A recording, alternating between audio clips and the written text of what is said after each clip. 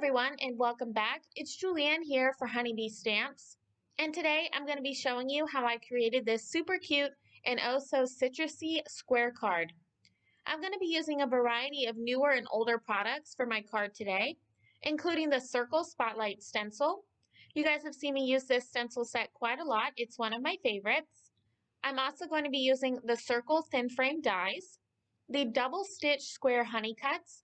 This is my go-to die set for creating square cards, as well as I'm going to be using two of my favorite stamps that were just released in the Hello Summer release, the Freshly Picked Stamp Set and the Coordinating Dies, and the Perfect Sentiment Stamp Set and the Coordinating Dies for that set as well.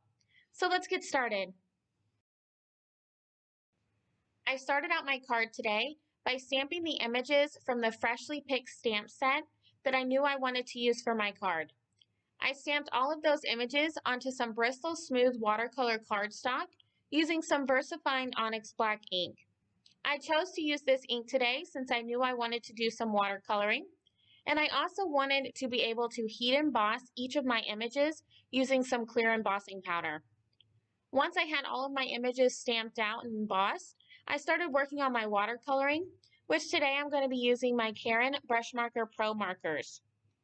I'm going to start out by adding some color to one of the areas on each of my lemons, and then I'm going to be using a blender marker to blend that color out throughout the rest of my image. This is going to make it so that each of my images has some really nice shading in them, like I would do if I was using Copic markers.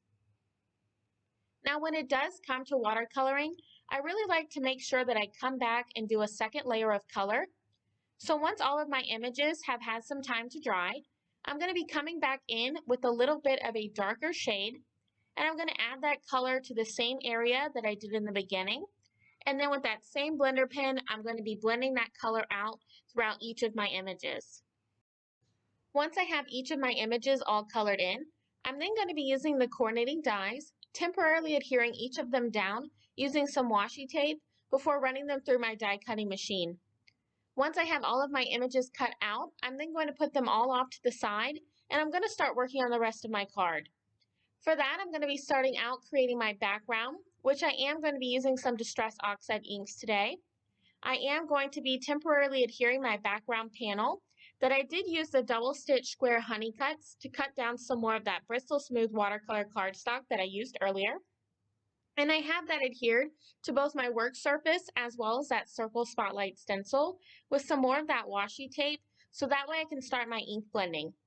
I am going to be using the color Wilted Violet in the Distress Oxide inks for my ink blending, as well as a blender brush to add that color to my spotlight area. So I'm just going to continue to add in that Wilted Violet, ink blending from the edges of my stencil, and then fading out that color towards the center of my circle. Once I was happy with my ink blended area, I'm then going to peel back that stencil to reveal what I've created. Now I really like that Wilted Violet with the yellow from the lemons. I think they really pair quite well. But I did feel at this point that my ink blended area was just so plain. So what I'm going to be doing is I'm going to line back up my Circle Spotlight stencil where I had it before on my background panel. And this time, instead of just doing ink blending, I'm then going to come in with one of the stencils that's included in the plaid background stencil set. And I'm going to lay that on top of my circle stencil. And I'm going to be coming back in with that same Distress Oxide ink, the Wilted Violet, and I'm going to be ink blending those stripes. Now, since I have that circle stencil still covering the rest of my background panel, the stripes in that plaid stencil are only going to be in that ink blended area that I just showed you. So I'm just going to continue to ink blend till I'm happy with how the plaid pattern looks, and then I'm going to peel back both of those stencils to reveal my ink blended area. Now that I've completed my background, I'm now going to start working on assembling the rest of my card. Off camera, I used the Circle Thin Frames to die cut out some black glitter cardstock. And if you've never used or seen these dies before, it's one of the many shapes that Honeybee Stamps now offers. And with just one pass through your die cutting machine, this circle die is going to cut 21 different sizes of that thin circle frame. But for my card today, I'm just going to be using the size that fits perfectly around the outside edge of my ink blended area. And I'm also going to be adhering that down using some of the new Be Creative Precision Tip Glue that Honeybee Stamps just came out with. And I'm going to be adhering all of my watercolor images as well, scattering them throughout my background, adhering them down with either some foam adhesive or more of that liquid adhesive. Off camera, I did stamp the sentiment, "I could just squeeze you," from the Perfect Sentiment stamp set onto some black cardstock using some Versamark ink, and I white heat embossed my sentiment. And I'm going to be adhering that directly to my background as well, using that same liquid adhesive. Once I have all of my images adhered to my background, the final step for my card today is I'm going to be scattering some of the honey jar confetti mix throughout my background.